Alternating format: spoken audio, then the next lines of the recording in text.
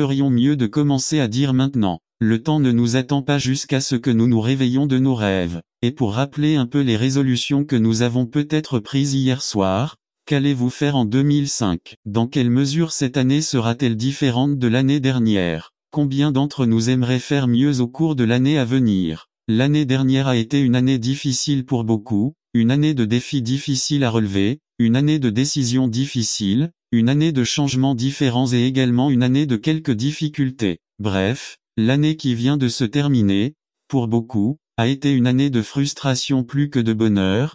Plus d'un d'entre nous a perdu un être cher ou peut-être y a-t-il eu des pertes économiques assez lourdes. Ou bien nous aurions pu vivre un monde de déception. Des nouvelles du Mexique, des gens décident de se suicider pendant les vacances. La mauvaise nouvelle est que nous ne pouvons rien y faire et la bonne nouvelle est que nous pouvons apprendre de nos erreurs et profiter du fait que nous avons l'opportunité de recommencer avec une nouvelle force pour apporter les changements nécessaires, en luttant toujours vers la réalisation de nos objectifs. Dieu nous donne la vie en petites portions que nous appelons heures, jours, mois et années. Prof 17-24. La sagesse apparaît sur le visage du sage, mais les yeux de l'insensé serrent jusqu'aux extrémités de la terre. Il décrit deux types de personnes. Le premier dit que la personne intelligente vise à développer des actions de jugement intelligent, elle sait ce qu'elle fait et à avoir un plan défini. La personne suivante décrite dit que le fou a les yeux tournés dans des directions différentes, sans avoir de plan précis, simplement laisser la vie telle qu'elle ou voir ce qui se passe. Auquel de ces personnages vous identifiez-vous, ou à qui d'entre eux décidez-vous de vous identifier? Ce matin, je voudrais vous proposer 4 principes qui nous aideront à profiter de la nouvelle année qui commence et ainsi avoir un plan défini. Je demande à Dieu de nous aider à nous souvenir de ces 4 principes de base pour cette nouvelle année et de nous permettre de profiter des opportunités qui se présentent à nous, à reconnaître que nous ne sommes pas parfaits, reconnaître nos défauts et en assumer la responsabilité. Nous devons reconnaître nos erreurs et accepter que c'est nous qui avons fait le mal avant de rejeter la faute sur les autres. Généralement, les êtres humains recherchent n'importe quelle excuse pour bien paraître devant les autres. Si c'est notre erreur que quelque chose s'est mal passé, nous disons toujours c'est juste que les excuses ne servent pas seulement à ne pas accepter la responsabilité ce qui a été fait, mais ils nous aident également à essayer d'éliminer la culpabilité de nos sentiments ou à justifier quelque chose que nous avons fait ou dit. Ne nous laissons pas emporter par la nature humaine. Fi 6:5. Chacun doit prendre la responsabilité de lui-même, parce que chacun porterait son propre fardeau. N'attendez pas qu'il soit trop tard. Devenez membre de la chaîne Today et bénéficiez de réconfort et de soutien dans les moments difficiles. Cliquez sur le lien dans la description de la vidéo mardi 9 avril 2024. Page 2. Nous sommes tous ici confrontés à deux types de circonstances. L'une d'elles concerne les situations auxquelles nous serons confrontés et sur lesquelles nous n'avons aucun contrôle, comme l'économie du pays, le chômage, les paroles et les actions des autres, l'état du climat et ses conséquences, comme ce qui arrive au Sri Lanka avec un bilan proche de 150 000 morts du tsunami. Mais il existe certaines circonstances auxquelles nous sommes confrontés en raison de nos actions et des décisions que nous prenons. J'ai connu des gens qui ont eu des problèmes financiers parce qu'ils ont quitté leur emploi sans en chercher un autre au préalable. La raison pour laquelle ils ont quitté leur emploi est parce que quelqu'un les a mis en colère ou parce qu'ils n'aiment tout simplement pas ce genre de travail, mais quand les temps sont durs et qu'il n'y a rien à manger, il est facile pour eux de blâmer leurs femmes ou leurs enfants ou blâmer les associations caritatives de ne pas leur donner suffisamment de nourriture. Ce genre de personnes existe toujours. Des gens qui refusent d'assumer la responsabilité des décisions qu'ils ont prises. Je ne parle pas de ceux qui ont perdu leur emploi pour cause de force majeure, je parle de ceux qui font quelque chose sans considérer les conséquences qui affecteraient leur mode de vie. Même s'il est vrai que nous n'aurons pas toujours le contrôle sur ce qui se passe autour de nous cette année, il est conseillé de prendre en compte que nous avons le contrôle sur la manière dont nous réagirons à ces situations. Croyez que nous pouvons changer. Arrêtons de dire je ne peux pas et commençons par dire bien sûr que je peux. Celui qui dit que je peux tout faire par le Christ qui me fortifie pourra tout faire. Phil 4:13 version juive. Il n'y a rien que je ne puisse maîtriser avec la force du Christ. Croyez-vous vraiment ce verset? Croyez que cette année vous ne verrez rien que vous ne puissiez maîtriser. Aucun problème, aucune circonstance, aucune bataille que vous ne puissiez maîtriser avec l'aide et la force que le Christ vous offre. Parce que je peux tout faire par le Christ qui me fortifie. Beaucoup de gens ne progressent jamais parce qu'ils ne croient pas pouvoir changer leurs habitudes, leurs coutumes, etc. Ils font face à échec après échec, ils reçoivent la nouvelle année avec des pensées amères de l'année dernière, se souvenant de la tristesse et des ressentiments qui sont dans leur cœur sans se rendre compte de la grande opportunité que notre Père ne leur offre pas avec l'année qui commence en nous donnant l'opportunité d'être différents et faire une différence dans nos vies. Beaucoup dans les banlieues préfèrent boire pour oublier les mauvaises expériences de l'année dernière tout en ayant peur d'affronter la nouvelle année. La Bible regorge d'histoires de personnes qui ont changé parce qu'elles croyaient pouvoir changer et ont été touchées et utilisées par Dieu. Un homme nommé Moïse a été appelé par Dieu en disant « Je veux t'utiliser pour être le leader d'une nation ». Moïse a dit « Moi, si je fuis l'Égypte parce que je tue un individu, je suis un meurtrier, maintenant je suis ici en train de nourrir ces moutons et au milieu de tout cela je suis un bègue et je ne peux pas parler, comment voulez-vous que je sois le leader et qui parle au nom de votre peuple? N'attendez pas qu'il soit trop tard. Devenez membre de la chaîne Today et bénéficiez de réconfort et de soutien dans les moments difficiles. Cliquez sur le lien dans la description de la vidéo mardi 9 avril 2024 page 3. Dieu répond en résumé, ne suis-je pas votre Dieu tout-puissant? Dieu appela un autre homme nommé Gédéon et lui dit, lorsque le peuple d'Israël était harcelé par les Madianites, Gédéon, je t'utiliserai pour sauver mon peuple. Gédéon répond à moi, si je suis le plus jeune de la famille, je fais aussi partie de la famille la plus pauvre de ce village. Dieu lui répond, ainsi j'utiliserai tes capacités. Dieu peut m'utiliser et Dieu peut vous utiliser. Tout ce que vous avez à faire est, accepter d'abord la responsabilité de votre propre vie. Deuxièmement, vous devez croire que vous pouvez changer et que Dieu vous donnera le pouvoir d'y parvenir. 3. Comprenez ce que vous voulez vraiment dans votre vie. Vous devez décider de ce qui est important et de ce qui ne l'est pas dans votre vie. Dieu a donné à chacun de nous un cadeau précieux, la liberté de choisir, la liberté de choisir. Nous craignons la liberté de choisir ce que nous voulons dans nos vies. Ce serait une bonne idée de s'arrêter un peu et d'analyser notre vie pour discerner ce qui est le plus important pour nous et établir des priorités, même si nous n'avons pas l'habitude de le faire, cela en vaudrait la peine. Qu'est-ce qui est le plus important pour moi? Qu'est-ce qui compte vraiment pour moi? Vos valeurs déterminent votre vision. Vos désirs déterminent votre direction et vos décisions déterminent vos objectifs. La plupart d'entre nous n'ont peut-être pas pris le temps d'analyser ce détail. Peut-être disons-nous cette année, je veux être plus heureux mais nous n'avons pas arrêté d'analyser ce que nous devrions faire pour atteindre notre objectif. Nous devons prendre la décision de faire de notre vie la meilleure des meilleures. Je voudrais suggérer 3 sujets qui pourraient occuper la première place sur la liste. La relation avec Dieu devrait être la numéro 1. Qu'allez-vous faire la relation avec votre famille numéro 2?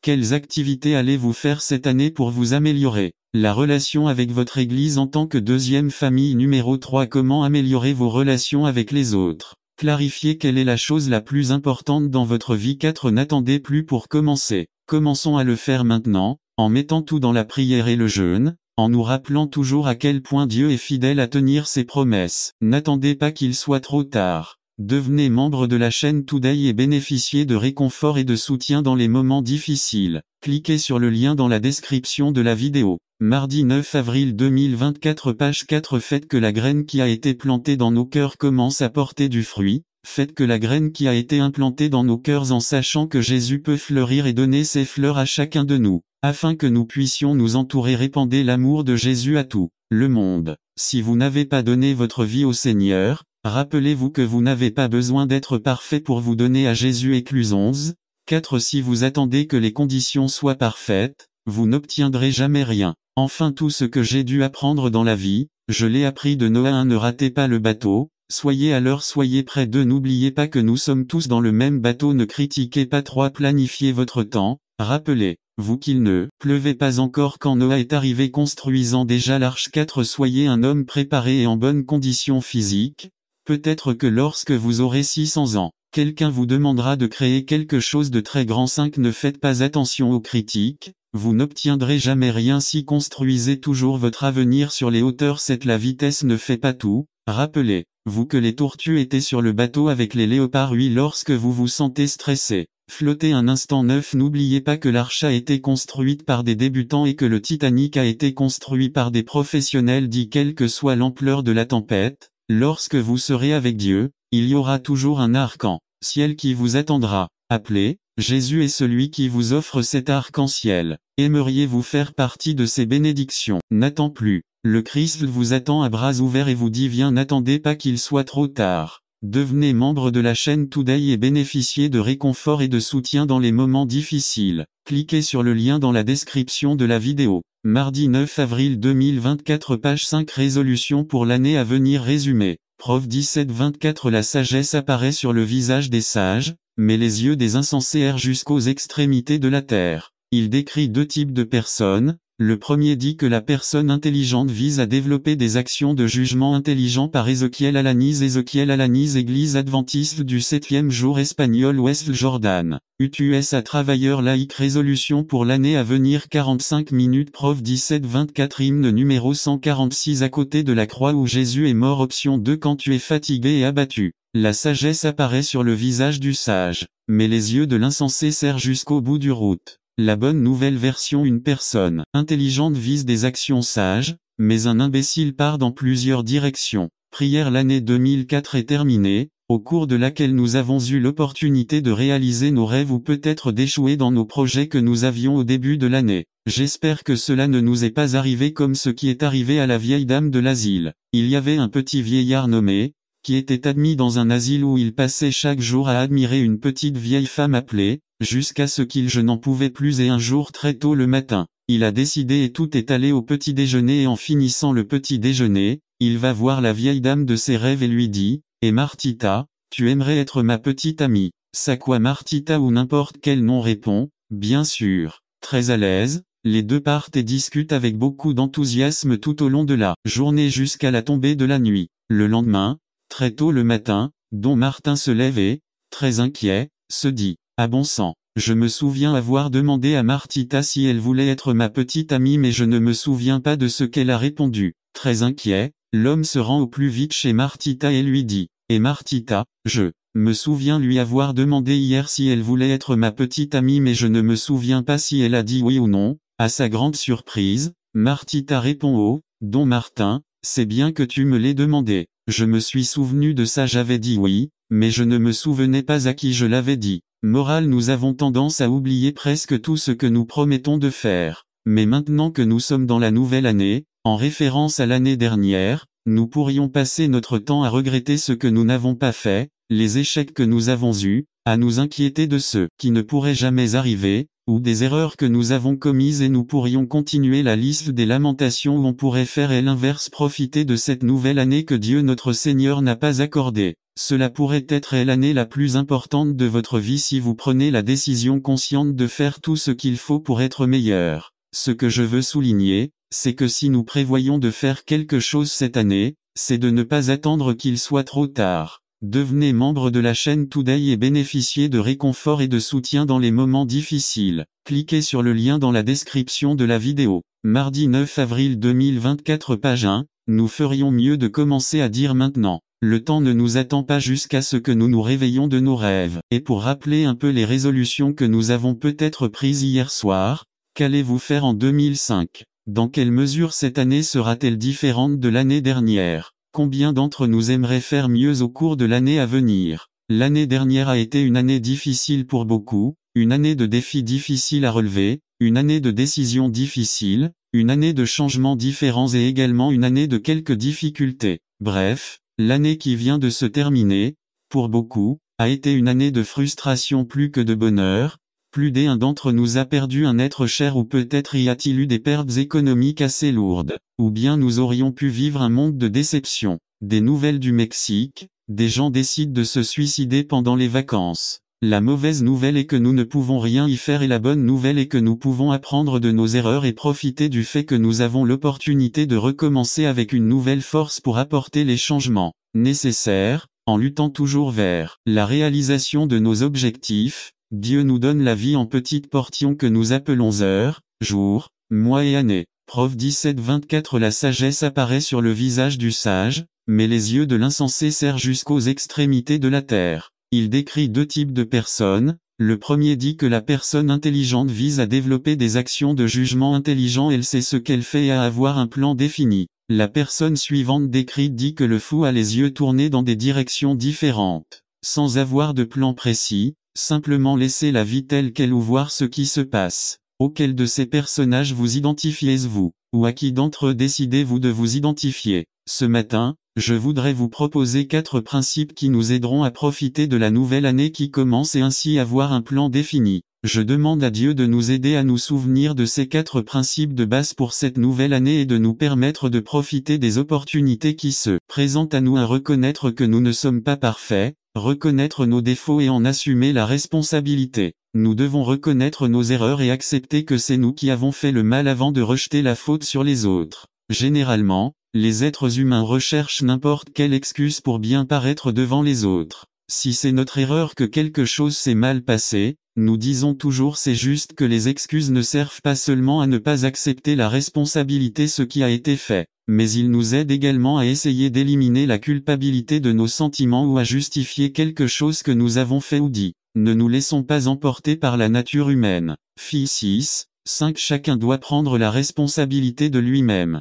parce que chacun porterait son propre fardeau. N'attendez pas qu'il soit trop tard. Devenez membre de la chaîne Today et bénéficiez de réconfort et de soutien dans les moments difficiles. Cliquez sur le lien dans la description de la vidéo. Mardi 9 avril 2024 page 2. Nous sommes tous ici confrontés à 2 types de circonstances. L'une d'elles concerne les situations auxquelles nous serons confrontés et sur lesquelles nous n'avons aucun contrôle, comme l'économie du pays, le chômage, les paroles et les actions des autres, l'état du climat et ses conséquences, comme ce qui arrive au Sri Lanka avec un bilan proche de 150 000 morts du tsunami. Mais il existe certaines circonstances auxquelles nous sommes confrontés en raison de nos actions et des décisions que nous prenons. J'ai connu des gens qui ont eu des problèmes financiers parce qu'ils ont quitté leur emploi sans en chercher un autre au préalable. La raison pour laquelle ils ont quitté leur emploi est parce que quelqu'un les a mis en colère ou parce qu'ils n'aiment tout simplement pas ce genre de travail. Mais quand les temps sont durs et qu'il n'y a rien à manger, il est facile pour eux de blâmer leurs femmes ou leurs enfants ou blâmer les associations caritatives de ne pas leur donner suffisamment de nourriture.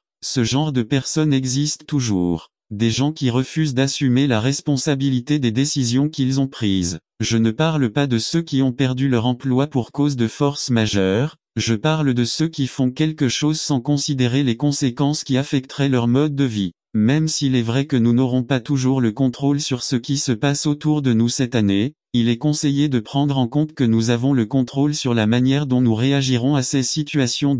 Croyez que nous pouvons changer. Arrêtons de dire je ne peux pas et commençons par dire bien sûr que je peux. Celui qui dit que je peux tout faire par le Christ qui me fortifie pourra tout faire. Phil 4:13 version juive. Il n'y a rien que je ne puisse maîtriser avec la force du Christ. Croyez-vous vraiment ce verset? Croyez que cette année vous ne verrez rien que vous ne puissiez maîtriser, aucun problème, aucune circonstance, aucune bataille que vous ne puissiez maîtriser avec l'aide et la force que le Christ vous offre. Parce que je peux tout faire par le Christ qui me fortifie. Beaucoup de gens ne progressent jamais parce qu'ils ne croient pas pouvoir changer leurs habitudes, leurs coutumes, etc. Ils font face à échec après échec, ils reçoivent la nouvelle année avec des pensées amères de l'année dernière, se souvenant de la tristesse et des ressentiments qui sont dans leur cœur sans se rendre compte de la grande opportunité que notre Père ne leur offre pas avec l'année qui commence en nous donnant l'opportunité d'être différents et faire une différence dans nos vies. Beaucoup dans les banlieues préfèrent boire pour oublier les mauvaises expériences de l'année dernière tout en ayant peur d'affronter la nouvelle année. La Bible regorge d'histoires de personnes qui ont changé parce qu'elles croyaient pouvoir changer et ont été touchées et utilisées par Dieu. Un homme nommé Moïse a été appelé par Dieu en disant « Je veux t'utiliser pour être le leader d'une nation ». Moïse a dit « Moi, si je fuis l'Égypte parce que je tue un individu, je suis un meurtrier. Maintenant je suis ici en train de nourrir ces moutons et au milieu de tout cela je suis un bègue et je ne peux pas parler. Comment voulez-vous que je sois le leader et qui parle au nom de votre peuple? N'attendez pas qu'il soit trop tard. Devenez membre de la chaîne Today et bénéficiez de réconfort et de soutien dans les moments difficiles.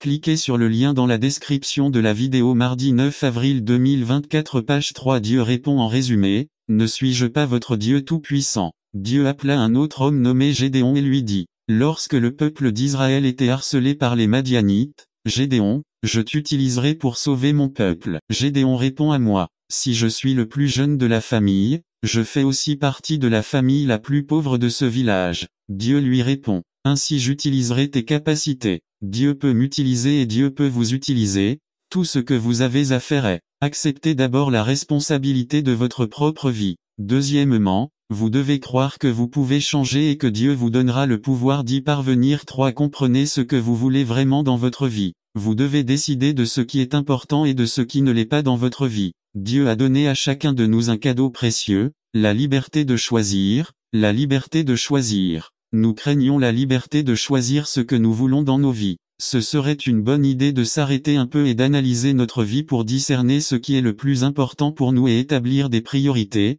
même si nous n'avons pas l'habitude de le faire, cela en vaudrait la peine. Qu'est-ce qui est le plus important pour moi? Qu'est-ce qui compte vraiment pour moi? Vos valeurs déterminent votre vision. Vos désirs déterminent votre direction et vos décisions déterminent vos objectifs. La plupart d'entre nous n'ont peut-être pas pris le temps d'analyser ce détail.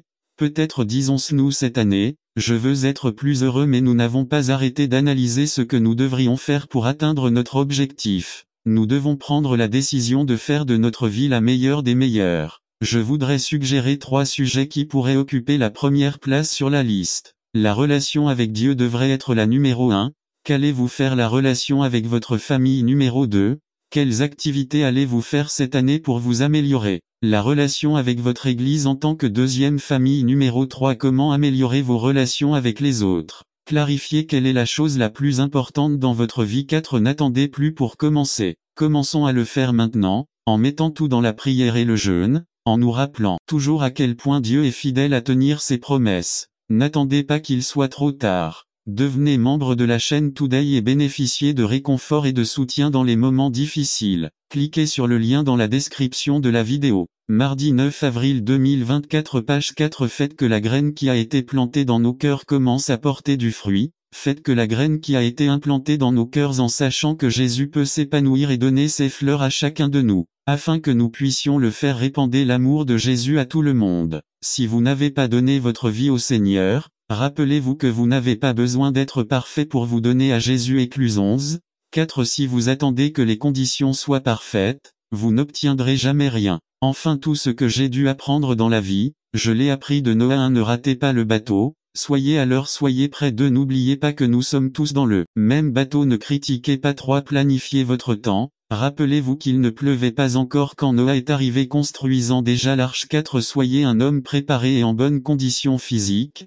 Peut-être que lorsque vous aurez 600 ans, quelqu'un vous demandera de créer quelque chose de très grand. 5. Ne faites pas attention aux critiques, vous n'obtiendrez jamais rien si construisez toujours votre avenir sur les hauteurs. 7. La vitesse ne fait pas tout. Rappelez-vous que les tortues étaient sur le bateau avec les léopards. 8. Lorsque vous vous sentez stressé, flottez un instant. 9. N'oubliez pas que l'arche a été construite par des débutants et que le Titanic a été construit par des professionnels. 10. Quelle que soit l'ampleur de la tempête, lorsque vous serez avec Dieu, il y aura toujours un arc-en-ciel qui vous attendra. Appelez, Jésus est celui qui vous offre cet arc-en-ciel. Aimeriez-vous faire partie de ces bénédictions? N'attends plus. Le Christ vous attend à bras ouverts et vous dit viens. N'attendez pas qu'il soit trop tard. Devenez membre de la chaîne Today et bénéficiez de réconfort et de soutien dans les moments difficiles. Cliquez sur le lien dans la description de la vidéo. Mardi 9 avril 2024, page 5. Le bon pasteur résumé. Quand je réalise à quoi ressemble une brebis et que je sais que Jésus dit que je suis l'une d'entre elles, j'ai tendance à me sentir un peu mal à l'aise.